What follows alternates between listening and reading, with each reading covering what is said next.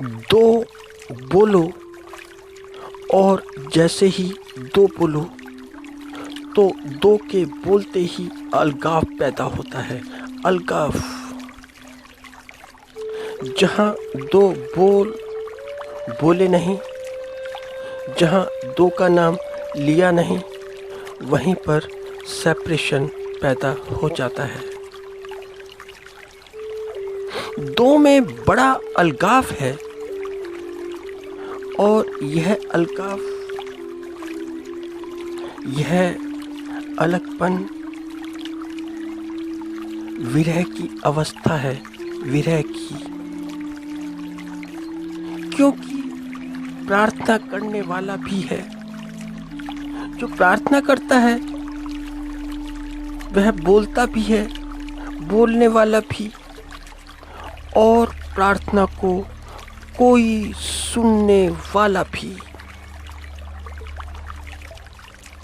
बोलने वाले का तो पता, मगर प्रार्थना सुनने वाले का कुछ पता नहीं। वह सुनता है या नहीं। तुम प्रार्थना करते व्यक्ति को देख तो सकते हो, उसकी बोली भी समझ सकते हो कि वह क्या क्या बोलता है, उसकी भाव भंगिमाएं समझी जा सकती हैं, मगर प्रार्थना सुनने वाला कौन? तो अब विरही जो प्रार्थना करने वाला है, उसकी प्रेम दशा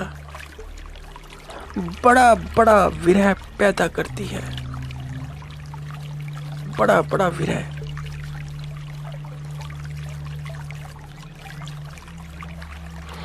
वास्तविकता तो यह है ज्ञान की,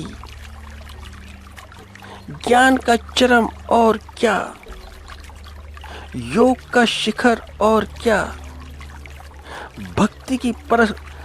भक्ति की पराकाष्ठा और क्या। भक्ति बोलो, योग बोलो, ज्ञान बोलो, इन सब का परिणाम है प्रार्थना। प्रार्थना वह क्यों? क्योंकि अनुभव बड़े गहरे, अनुभव ऐसे कि ये अनुभव यहाँ के नहीं, ये अनुभव यहाँ के बिल्कुल नहीं, वहाँ के अनुभव हैं, वहाँ के, उस जगत के। ये इस जगत के अनुभव नहीं, ये किसी और ही जगत के अनुभव हैं। और जिस जगत के अनुभव हैं वे ऐसे अनुभव कि वे हों तो हों और ना हो तो बिल्कुल भी ना हो। ऐसे अनुभव प्रार्थना करने वाले के हाथ में नहीं, जो प्रार्थना करता है कि उसके हाथ में अनुभव हो। प्रार्थना करने वाले के हाथ में बिल्कुल नहीं, वह प्रार्थी के वश में नहीं, वह प्रार्थी के नियंत्रण में नहीं। वह प्रार्थी से बहुत बहुत बाहर की बात है, बाहर की, आउटर साइड। और प्रार्थना के अनुभव पूछो मत कि प्रार्थना के अनुभव क्या। संसार के अनुभव कुछ भी नहीं, कुछ भी नहीं, क्योंकि वे अनुभव सृष्टा के हैं, सृष्टा के। और सृष्टा के अनुभव सांसारिक समझ में घुस नहीं पाते। बड़ा मुश्किल है कि सृष्टा के अनुभव सांसारिक की समझ में घुस जाएं, प्रवेश कर लें। मगर सांसारिक तो बातें सुनता है ऐसे अनुभवों की जो बड़े विचित्र विचित्र लगते हैं, बड़े विचित्र।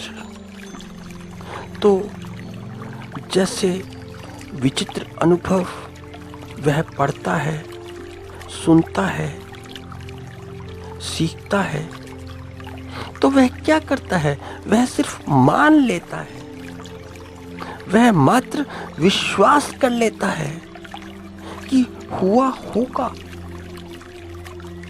ऐसा हुआ होगा पहले कभी कहीं पर। यद्यपि उसका मन कहता होगा, उसका मन यह कि कैसे हुआ होगा, ऐसा कैसे हो सकता है, कैसे संभव है? क्योंकि सृष्टा के अनुभवों में कोई तालमेल नहीं, सृष्टा के अनुभवों में कोई सामंजस्य नहीं, कोई तारतम्यता नहीं। तो जो शास्त्रों की महत्वपूर्ण बातें हैं, बड़ी बड़ी महत्वपूर्ण, किसी भी शास्त्र की बात हो इस जगत की, वह हम जैसे सामान्य व्यक्ति समझ नहीं पाते। जो मुख्य होती हैं, जहाँ सार होता है सृष्टा का, क्योंकि हमारे संसार के अनुभव और प्रार्थना के सृष्टा के अनुभव, तो सृष्टा के अनुभवों में और संसार के अनुभवों में बड़ी भिन्नता है। सृष्टा का अनुभव ऐसा, जिस किसी को भी सृष्टा का अनुभव हुआ हो तो उसे यह भी पता नहीं लगता कि यह हुआ कब, हुआ कैसे, कहां पर। बस इतना पता, इतना संज्ञान कि कुछ हुआ तो है, और ऐसा हुआ कि जैसा कभी नहीं हुआ, कभी नहीं हुआ। तो प्रार्थी, वह प्रार्थी जो प्रार्थना करने वाला है, बड़ा बड़ा असहाय है, बड़ा दीनहीन है, उसका पात्र खाली खाली, उसका शरीर का पात्र भी खाली और मन का पात्र भी खाली। उसके शरीर के पात्र में भी कुछ नहीं और मन के पात्र में भी कुछ नहीं, सिवाय रिक्तता के, खालीपन के। और उसकी चाह, उसकी चाहना, उसकी इच्छा कितनी विराट, कितनी विराट कि मेरे पात्र में सारा अंतरिक्ष समा जाए, धरती, चांद, तारे, पाताल, सारे लोग उतर जाएं मेरे पात्र में। और फिर ऐसा भी नहीं कि नहीं उतरते, उतर भी जाते हैं। तुम ऐसे समझो कि जैसे इस पृथ्वी के ऊपर पूरा आकाश अगर उतर जाए तो इस पृथ्वी का हाल क्या होगा। सारे चांद, सूरज, पूरा अंतरिक्ष इस पृथ्वी पर उतरे तो पृथ्वी की क्या दशा होगी। और जरा तुम सोचो, पृथ्वी की तो बात छोड़ो, अगर किसी व्यक्ति पर ऐसा हो जाए तो उसकी क्या दशा होगी। तो कभी कभी ऐसा होता है।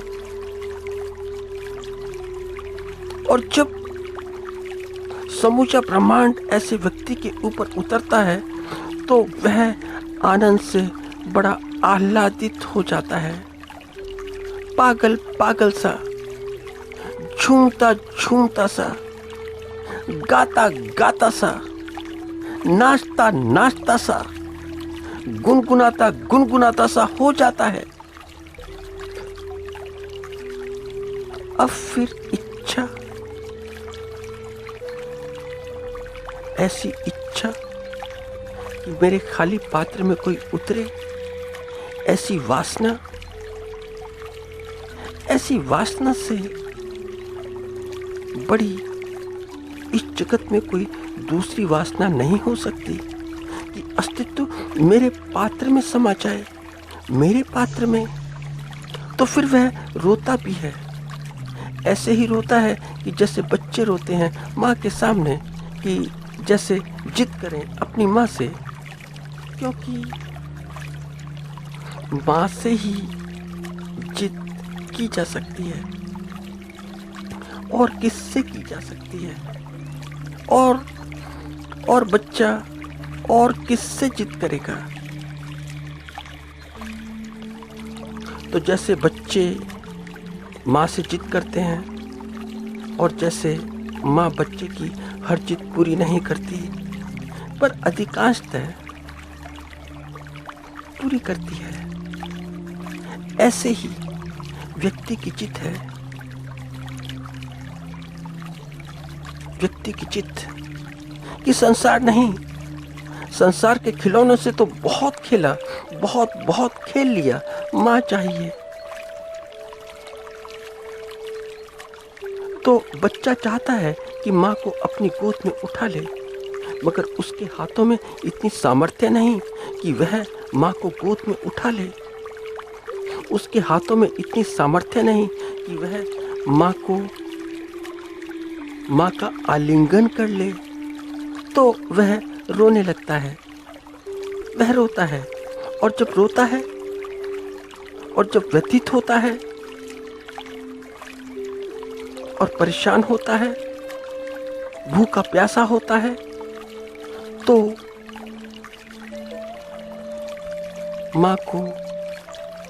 माँ तो उठा सकती है उसको अपनी गोद में, मगर वह अपनी माँ को नहीं।